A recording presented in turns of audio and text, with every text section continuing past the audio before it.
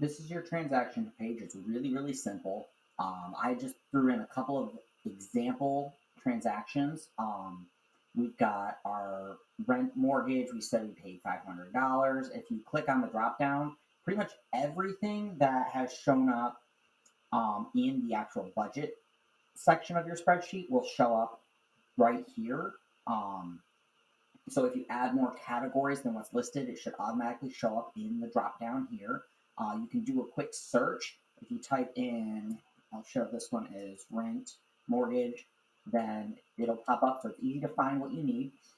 If it's income, type it in the income category or column.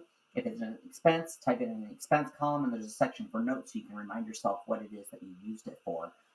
If you have income that you would like to budget out in your category, and I'll show you what I mean when I talk about the budget page, categorize it as to be budgeted.